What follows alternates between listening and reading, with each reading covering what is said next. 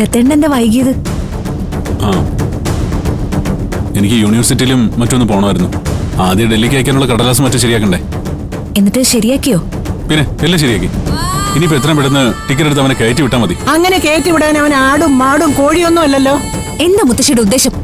ഇത്തവണ അവന്റെ യാത്ര മുടക്കി അവന്റെ ജീവിതം പാഴാക്കാനാണോ? അല്ല, അവനൊരു ജീവിതം ഉണ്ടാക്കി കൊടുക്കാനാ.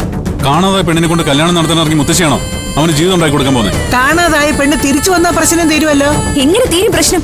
അവിടെ തുടങ്ങാൻ പോകുന്നതല്ലേ ഉള്ളൂ. അവൾ തിരിച്ചു വരുന്നത് ഏത് അവസ്ഥയിലായിരിക്കും മുത്തശ്ശിക്ക് പ്രവചിക്കാൻ പറ്റുമോ? കഴിഞ്ഞ ഒരുപാട് ദിവസങ്ങളായിട്ട് ഈ പ്രശ്നങ്ങൾ തന്നെയല്ലേ ഇവിടെ ചർച്ച ചെയ്തോണ്ടിരിക്കുന്നത്. ഞാൻ പറയുന്നത് കേൾക്കാൻ നിങ്ങൾക്ക് മടുപ്പില്ലെങ്കിലും നിങ്ങൾ പറയുന്നത് കേൾക്കാൻ എനിക്ക് കുറച്ച് മടുപ്പുണ്ട്. മടുത്തതുകൊണ്ട് കാര്യമില്ലല്ലോ. അവന്റെ ജീവിതം വെച്ച് കളിക്കാൻ ഇനി മുത്തശ്ശിക്ക് കൂട്ടി നിൽക്കാൻ ഞങ്ങൾ കിട്ടില്ല. അവനോ തിരിച്ചറിവും ബോധവും ഇല്ല. ഇത്രയും പ്രായമായ മുത്തശ്ശിക്കെങ്കിലും അത് വേണ്ടേ? അതെങ്ങനാ? കൊച്ചുമോനെ കാട്ടി പിള്ളേരുകളല്ലേ മുത്തശ്ശി. നീ മിണ്ടരുത്. ചേച്ചി മിണ്ടും. ചേച്ചി മാത്രമല്ല, ഇക്കാര്യത്തിൽ ഞങ്ങൾ എല്ലാരും ഒറ്റക്കെട്ടാ.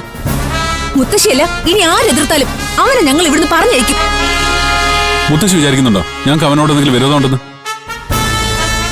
അവന്റെ നല്ല ഭാവി അല്ലാതെ മറ്റെന്തെങ്കിലും ഞങ്ങളുടെ മനസ്സിലുണ്ടെന്ന്? ദയവ് ചെയ്ത് മുത്തശ്ശി എതിരൊന്നും പറയരുത്. ഇതിപ്പോ അവനെ നാട് കടത്തിയൊന്നുമല്ല.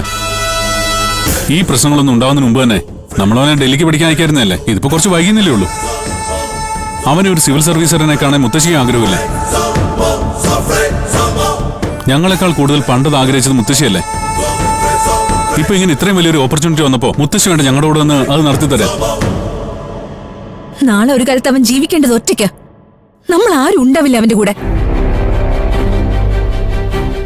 അന്ന് നഷ്ടപ്പെട്ട ഭാവിയോർത്ത് അവൻ മുത്തശ്ശി ശപിക്കാനിടയാവരുത്. ശപിക്കും, സംശയം എന്താ?